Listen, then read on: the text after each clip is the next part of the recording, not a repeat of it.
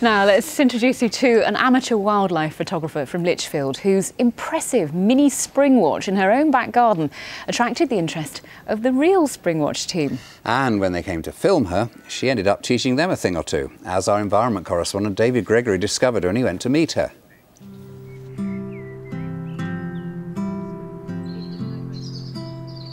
So Kate, I can see lots of bird feeders. That's fairly normal for a garden, but what else have you got? Well, yes, there's an awful lot of bird feeders, but there's a few other secrets hidden around here as well. But I can't help noticing, looking around the garden, if you look closely, there are a lot of cables. What's all that about? There are an awful lot of cables, and all those cables are from the cameras I've got positioned around the garden that all then wire back into my office so I can watch all the cameras from the comfort of my office and live stream them all on the internet. Kate's garden isn't that big, but it does attract a huge amount of wildlife under the watchful gaze of her pet goats and those 16 cameras.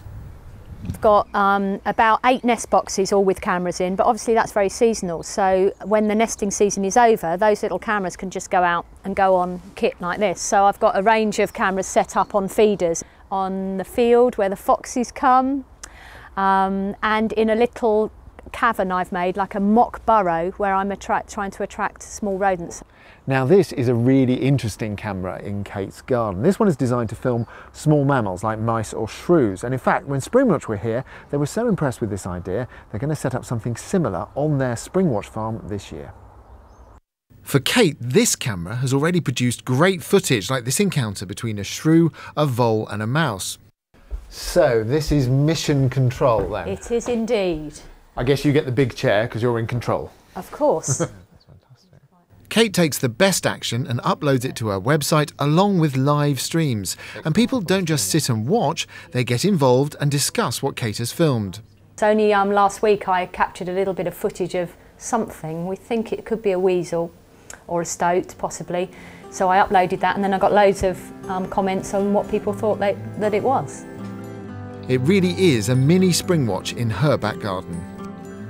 I'll keep up in now. David joins us now live. David, if Kate can teach Springwatch a thing or two, does she have any tips for the rest of us? She certainly does. If you're going to put small cameras like this in front of things like a bird feeder, or what Kate does is she uses simple things like tea strainers to put the food in, but she doesn't use loose bird seed. Instead she squishes down fat balls, which take much longer for the birds to actually get at and get out, so they spend longer in front of your camera and you get a better shot. Now, Kate will be on Springwatch Unsprung tonight, and then her piece will go out tomorrow. If you've been watching Springwatch, you'll know it's not always a happy story. The case of Runty the nuthatch springs to mind, and sadly we've got some bad news as well about our peregrine falcons here in Birmingham on the BT Tower, Birmingham's tallest building. Every year we hope to bring you a young peregrine falcon family, and this year we thought was going to be the year it actually happened.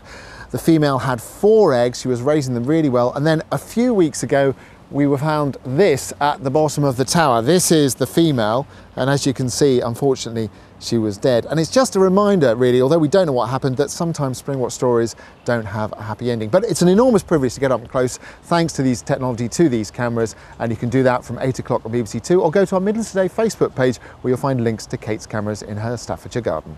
David, fascinating stuff. Thank you.